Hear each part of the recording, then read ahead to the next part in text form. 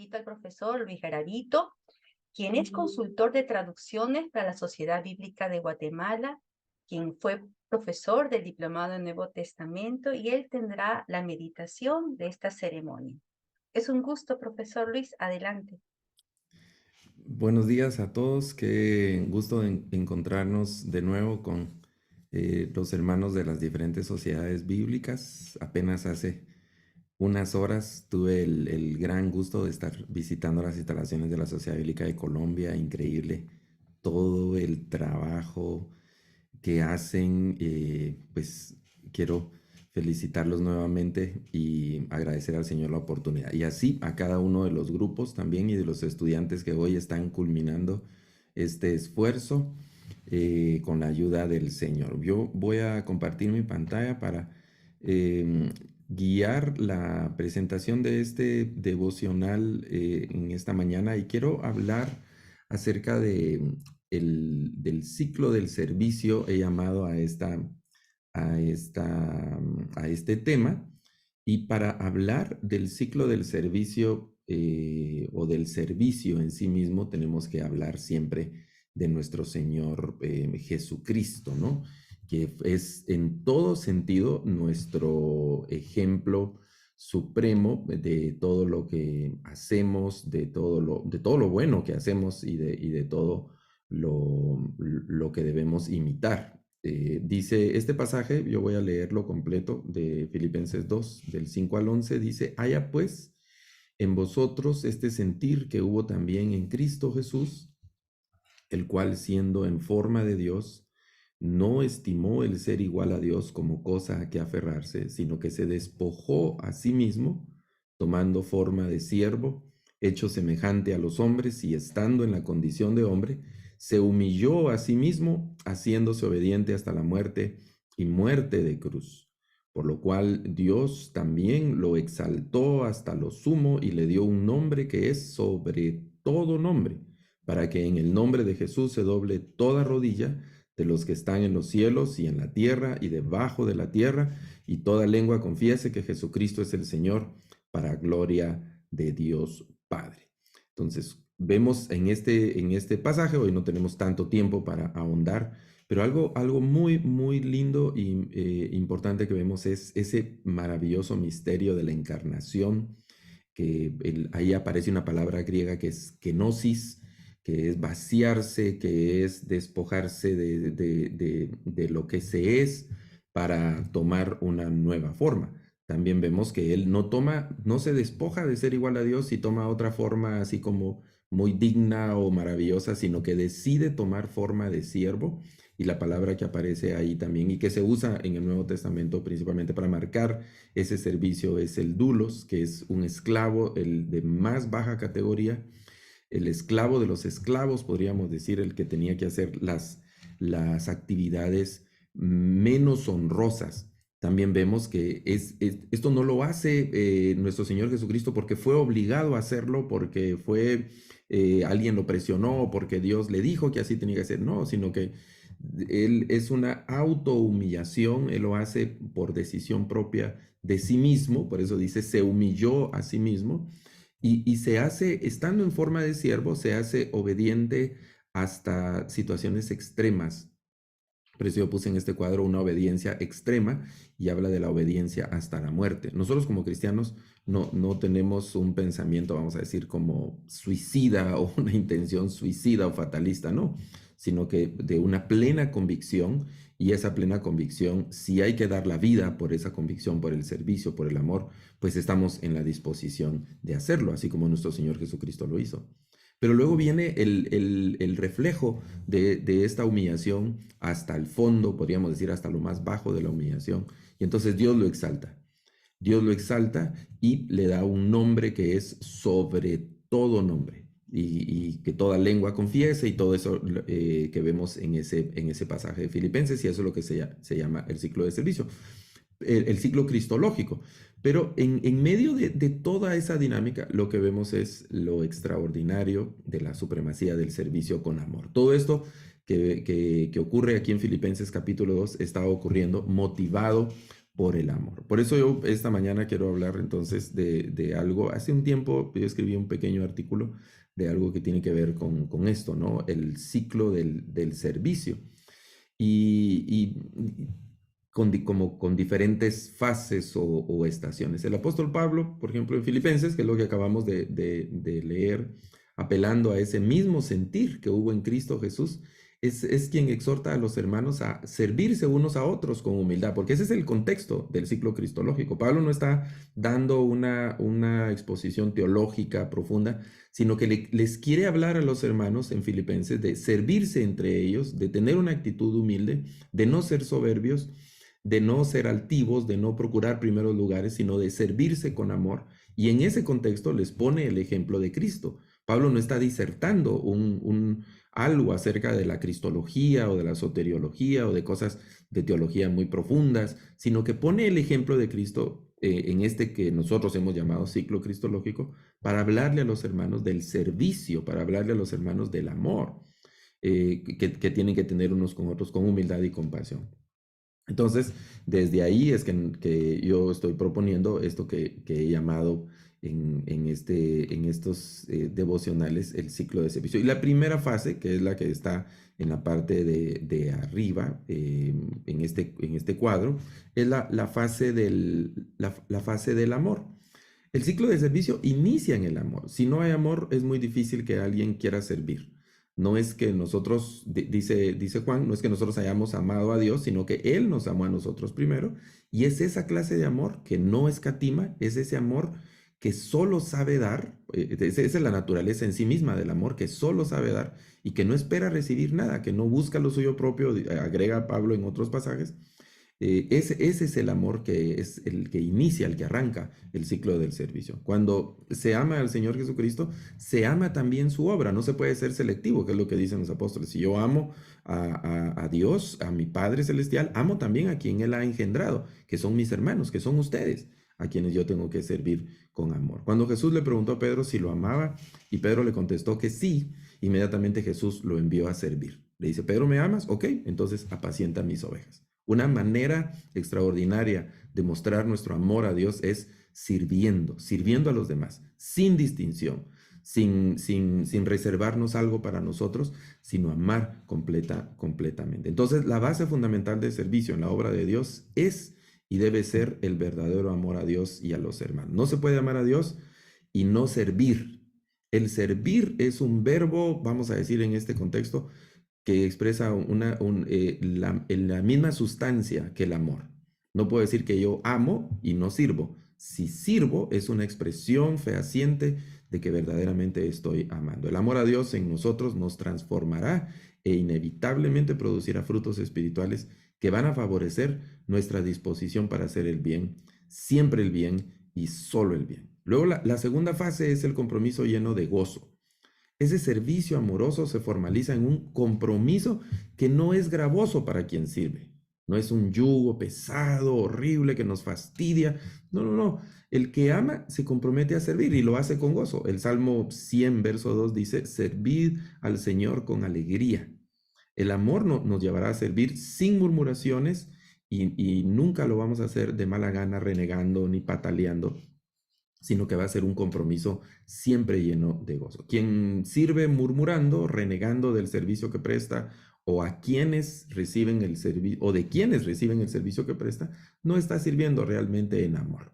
Su servicio le agobia, le irrita, le exaspera, realmente no está expresando ese verdadero servicio al Señor y no edifica.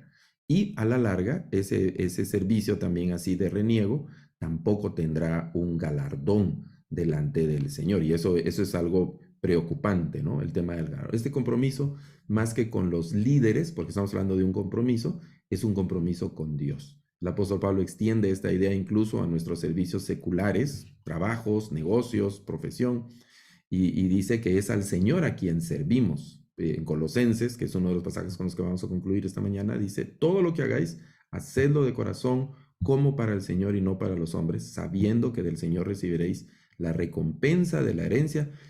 Y agrega que esa es una frase lapidaria: porque a Cristo el Señor servís. Entonces, yo presto mi servicio de mi profesión, de mi negocio, de mi comercio, etcétera. Entonces, a Cristo el Señor servís. Luego, la tercera fase es la fase de la fidelidad al compromiso.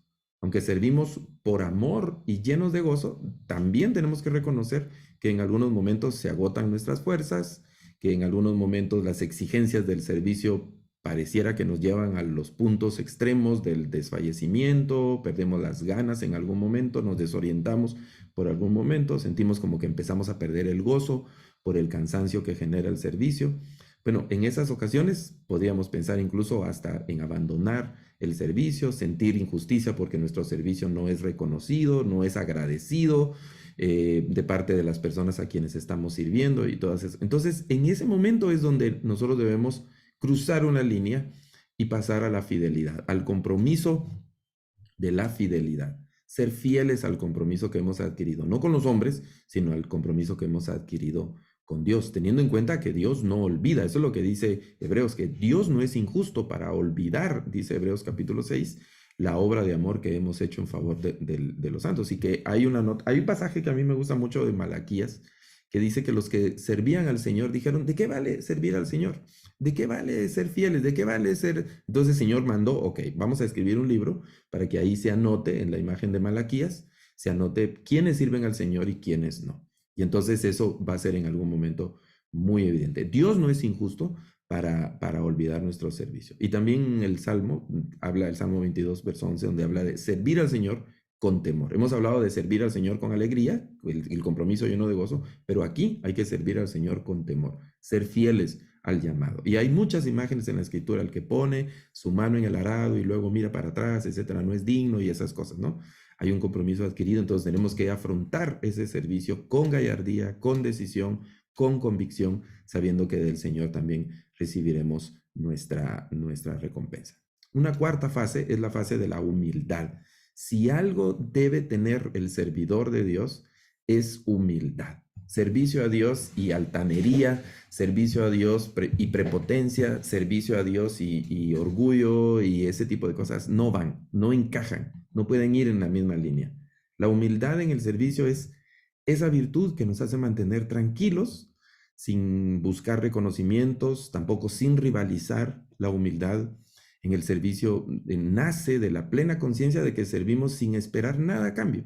Aquí, miren hermanos, aquí en la tierra nuestro servicio no esperemos recompensas, queremos superar las frustraciones en el servicio del Señor, no esperemos recompensas aquí en la tierra, no esperemos reconocimientos aquí en la tierra. Usted sirva a Dios y no espere de vuelta nada, de nadie. Y es mejor que esas recompensas se vayan acumulando allá en el reino de los cielos y que en aquel día el Señor le diga, pasa, buen siervo fiel, y aquí están tus galardones, porque así termina Apocalipsis, donde dice, he aquí yo vengo pronto, mi galardón conmigo, para recompensar a cada uno conforme haya sido su obra. Eso es algo maravilloso. Entonces la humildad es esa plena conciencia de que servimos sin esperar nada de quienes servimos. Es el fruto de nuestro amor y de nuestra gratitud al Señor. El apóstol Pablo habla de eso en Filipenses 2, ahí cerca donde estábamos leyendo. No hagáis nada por contienda ni vanagloria, sino que con humildad estimando cada uno a los demás como superiores a él mismo. Este pequeño verso encierra muchas lecciones para el buen desempeño de nosotros como servidores del Señor. La humildad entonces se va a manifestar cuando nos esforzamos por dar y hacer el mejor de los servicios sin esperar nada a cambio, realmente, profundamente, con una plena convicción en nuestro interior de no esperar nada a cambio. Vamos a servir con integridad y vamos a servir sin rivalizar, sin querer pasar sobre otros, sin querer ser vistos o adquirir recompensas o reconocimientos, sino que solo sea un servicio prestado para el Señor. Esa humildad entonces se va a manifestar cuando servimos sin que nos interese ser reconocidos, sin que nos aplaudan o ese tipo de cosas. El que mejor sirve es aquel que sirve sin pensar a quién o a cuál es mejor servidor. Bueno, los discípulos discutían quién iba a ser el primero, etcétera, y el Señor les dijo que eso no valía la pena que ellos lo discutieran. Incluso les dijo, el mayor entre vosotros será vuestro servidor. Entonces, queremos ser buenos servidores, tenemos que ser humildes, tenemos que ser sencillos, sabiendo que todo lo que hacemos también lo hacemos por la gracia del Señor y lo hacemos para el Señor, en beneficio de todos los santos. La quinta fase es la fase de la obediencia. Y aunque el servicio es amoroso, voluntario, humilde, también debemos resaltar el hecho de que es un compromiso, es una responsabilidad, conlleva una carga que debemos estar dispuestos a llevar sin murmurar. Como parte de esa responsabilidad del servicio, pues tenemos que coordinarnos entre nosotros, porque si todos empezamos a hacer lo que pensamos que es bueno hacer, realmente no vamos a lograr todo, no lo vamos a hacer bien. Entonces ahí vamos a tener que estar coordinados con otros servidores, y en esa coordinación de esos servidores van a haber roles, y entre esos roles va a haber gente que tenga más cuotas de autoridad, y van a haber líneas que, pues nos guste o no, ese es el lenguaje, van a haber líneas de mando, se van a establecer en algún momento coordinaciones donde alguien tiene que dirigir, donde alguien tiene que decidir, donde alguien tiene que decirnos qué hacer, y nosotros nos va a tocar qué obedecer, sin olvidar que somos consiervos. El hecho de que yo tenga un poquito más de autoridad no me hace una persona extraordinaria, superior en ese sentido, diferente o especial delante de Dios. No, no, no. La misma cantidad de sangre que nuestro Señor Jesucristo derramó en la cruz por los CEOs de nuestras organizaciones eclesiásticas, esa misma cantidad de sangre el Señor derramó también tal vez por el servidor más sencillo y humilde de nuestras organizaciones. Entonces, el hecho de que yo porte un título, el hecho de que yo porte un nombre en mi organización, en mi denominación, en mi iglesia, etcétera, no implica que yo sea mejor, superior, o que tenga un trato especial con Dios, con mis otros hermanos. Somos consiervos, entonces debemos de estar pendientes de eso, pero entre nosotros nos vamos a deber sometimiento, y también vamos a deber obediencia. Unos dirigen y otros son dirigidos. En ocasiones nos toca dirigir, vamos a tener alguna cuota de autoridad, y en otras ocasiones somos dirigidos, nos toca que obedecer, cuadrarnos ahí y decir sí, Señor, ¿verdad? Delante de nuestros hermanos que nos van a hablar de eso. Pablo habla de la autoridad que recibió para edificar y ese tipo de cosas. Entonces, la obediencia es primordial en el servicio. Si usted es una persona que no le gusta obedecer, ay, hermano, no le auguro un buen resultado en su servicio. Tiene que obedecer. Y hay gente que no le gusta obedecer, entonces empieza como a romper relaciones, y hasta que logra ser cabeza de algo, ¿no? Y se queda ahí al frente de un grupo. Hay un dicho rabínico de los rabinos que es un poco fuerte, aparece en el Talmud, y habla de: es mejor ser cola de león y no cabeza de perro, dicen los rabinos. Es muy fuerte, ¿no? Pero hay gente que no le gusta obedecer, entonces rompe relaciones hasta que logra estar a la cabeza de algo que ellos mismos han organizado, etcétera. Pero hay que tener cuidado, ¿no? Y los rabinos dicen, entonces es mejor ser cola de león y no ser cabeza de perro, mencionan los rabinos. Y hay que tener en mente el contexto del concepto de perro en ese mundo. La sexta fase, y aquí ya estoy acercándome al final, es la fase de la fe y la esperanza. Esta es una fase maravillosa porque nos da la certeza, nos da convicción, nos orienta, nos da seguridad, nos da sentido, sustenta, y también nos da esa gratificación personal, la fe y la esperanza. Hemos dicho que la primera fase es el amor. Esa es la fase fundamental del servicio, pero ahora debemos decir que amamos a Dios por la fe que hay en nosotros. Es lo que dice Hebreos, ¿no? Sin fe es imposible agradar a Dios, porque es necesario que el que se acerca a Dios crea que le hay, y hay un agregado ahí que hay que ponerle atención, que es galardonado. Lo que usted hace, hermano, en el servicio, en la obra del Señor, lo que usted hace por servir a Dios con su trabajo, con su ministerio, con su profesión, con su comercio, su oficio, etcétera, no quedará vacío, no quedará sin recompensa, que es lo que el Señor dijo. Un vaso de agua que se le dé tiene una recompensa. Todo lo que usted hace tiene una recompensa que viene de Dios. Hemos dicho antes que trabajemos sin buscar las recompensas humanas aquí en la tierra, y trabajemos por servir al Señor,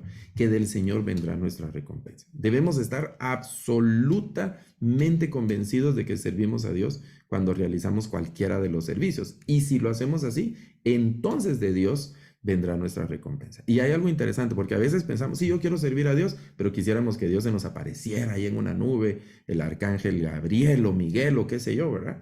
No, servimos a Dios cuando lo hacemos con uno de los pequeñitos. A mí me asusta esa parte de Mateo cuando separan a las ovejas y a las cabras, y el Señor les dice: me vieron desnudo, me vieron con hambre, me vieron enfermo, me vieron en la casa y preguntan, Señor, ¿y cuándo hicimos eso? Cuando lo hicieron con uno de los pequeñitos.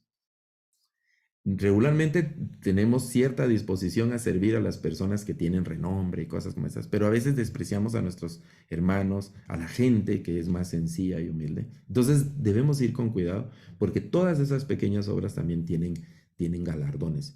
Y lo que vemos en la escritura que a veces al servir a los pequeñitos pareciera que tiene mayor galardón. Bueno, la fe también nos da esperanza. Todo servidor del cuerpo de Cristo debe saber que su servicio tiene una recompensa. Entonces,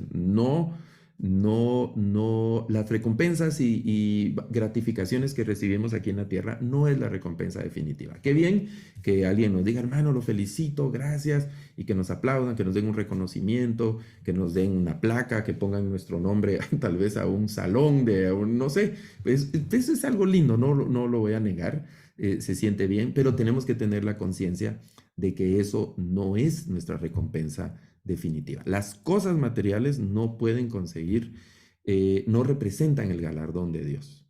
Entonces, y las cosas materiales se pueden conseguir por cualquier medio, legales o ilegales, ¿no? Yo recuerdo hace algunos años en los Juegos Olímpicos había un canadiense que había alguien que corría muy fuerte antes de este señor, el jamaiquino, ¿cómo se llama? Bolt, ¿verdad? Había un multimedallista que se llama Carl Lewis y en la final de los 100 metros planos, era todos estaban esperando esa prueba, ¿no? La prueba reina de los Juegos Olímpicos, dicen algunos, los 100 metros planos varoniles, y era Carl Lewis, y Ben Johnson era el nombre de este señor canadiense, y él rompió el récord en esos Juegos Olímpicos y ganó la medalla de oro, pero al poco tiempo le salió los resultados de la prueba de doping, y a él le retiraron la medalla porque estaba con sustancias prohibidas en su cuerpo. Entonces, claro, él en la ceremonia le pusieron la medalla y todo eso, ¿no? Entonces, nosotros no busquemos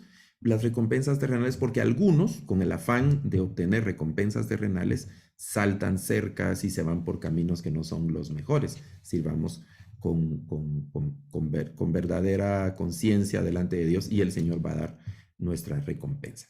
Y por último, como es un ciclo, la última fase se cierra también en el amor. Esta última fase del ciclo del servicio también es la primera fase del siguiente ciclo. No es un ciclo circular que se mantiene en el mismo lugar, sino que va avanzando y se convierte en la primera fase. La Biblia dice que lo que sembramos, eso también cosechamos. Si el servicio que damos a nuestros hermanos es un servicio de amor, entonces se convierte en una semilla que va a ser sembrada en los corazones de quienes reciben ese servicio y va a germinar después dando frutos también de amor. Cuando nos encontramos con un servidor amoroso, atento, humilde, obediente, eso nos va a inspirar y nos va a motivar también a servir. Eso mismo ocurre cuando vemos al más excelso, sublime y a la misma vez al más humilde y amoroso, obediente de los servidores, que es a nuestro Señor Jesucristo. Entonces nuestros corazones se quebrantan y somos impelidos, somos empujados a servir. El amor inicia y cierra el ciclo de la fe y la esperanza. Por eso la Escritura dice que debemos estimularnos al amor y a las buenas obras, es lo que dice la Escritura. Entonces, ¿a quién servimos? Aquí voy rápido.